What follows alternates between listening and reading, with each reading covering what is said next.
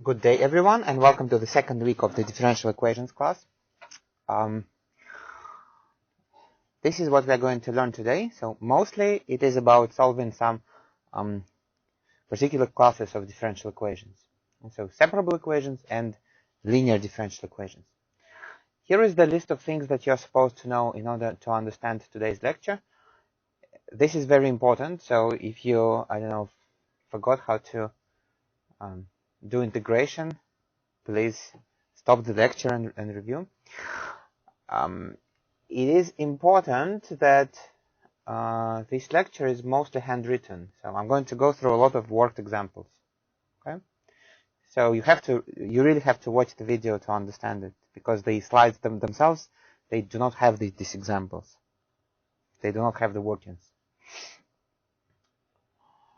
Okay, the first class of differential equations that we are able to solve explicitly is called a separable differential equation. And so separable differential equation is a differential equation, first order differential equation, where the right hand side can be expressed as the product of a function of the dependent variable and the function of the independent variable. And so here are a few examples. So here this t is our a, and this sign is our b. Okay, so here we have dy dx, right? So now x is the independent variable, so this is our a of x, and then we can write that this is times 1, and y 1 is going to be b of y. Dy dx equals 0.01 y, right? So now this is our f a of x,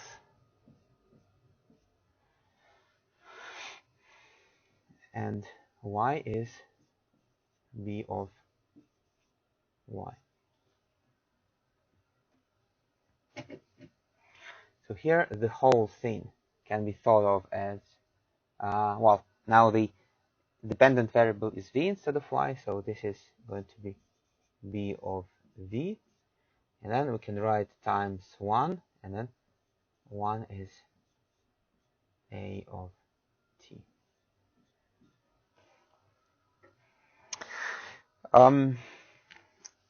How do we solve a separable differential equation? Let me go through an example first, because it is best explained on an example. So it is actually a bit funny. Right? So as the name suggests, in order to solve a separable differential equation, you need to separate it. So how do we separate it? We move everything with the dependent variable on the left, and everything with the independent variable on the right. Right? So in other words, what we really need to do, we need to divide our differential equation by y square. So then y square moved to the left. And then we need to multiply our differential equation by dt. And then dt is moved to the right. So by doing this, we are going to get the following.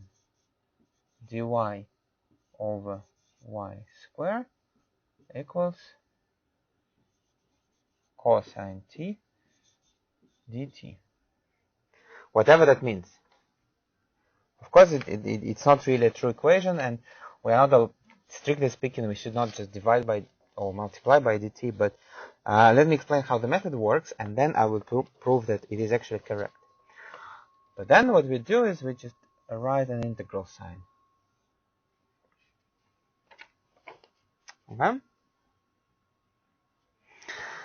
Well, now let us integrate. The antiderivative of 1 over y squared is 1 minus y, minus 1 over y. The antiderivative of cosine t is sine t. Well, and let's not forget the plus constant. So plus constant.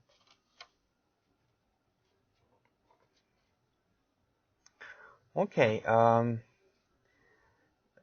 Now let us just solve it for y. So if this is minus 1 over y, then y is going to be minus 1 over sine t plus constant. Well, but then you probably noticed that when we divide by y square, of course, we need to make sure that y is not 0. So what if it is 0? Right? So what happens if y is 0? Because when we divide by y square, y is not allowed to be 0, but in the original differential equation, it may be. Well, so let us just check if y equals 0 is a solution of the original differential equation. Right? So let us substitute it to the differential equation, to the original one, and well, see if it gives us a correct equality.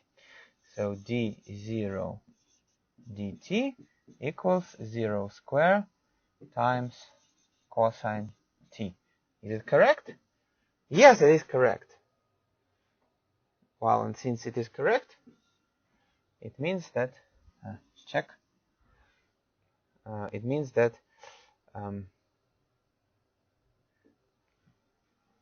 y equals 0 is actually a solution. So the answer is or y equals 0. So the final answer is that either y equals minus 1 over sine t plus constant, or y equals 0.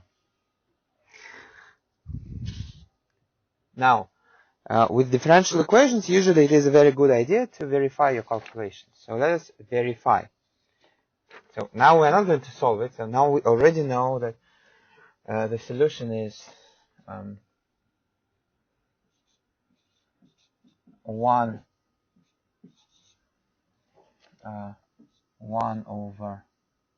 minus 1 over sine t plus constant. Now let us verify it. Right, so if we let this be y and substitute to the differential equation, then the left-hand side of the differential equation is the derivative of y.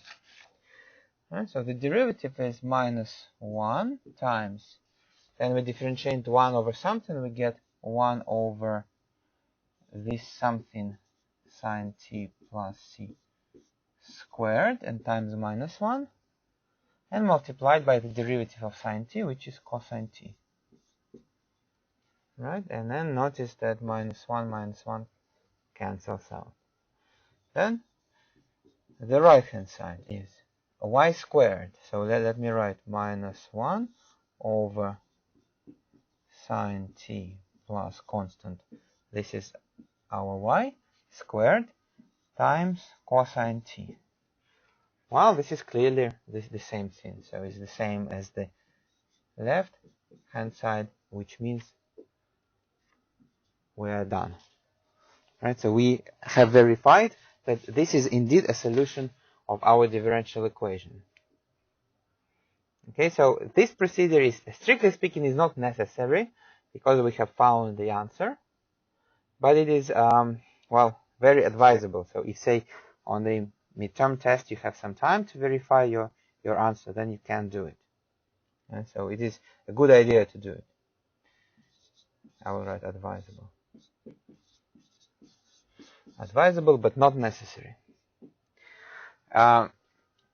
Notice that before I explained why the method works, we still don't know, we cannot be sure that by doing this we have found all solutions, that minus 1 over sine t plus constant or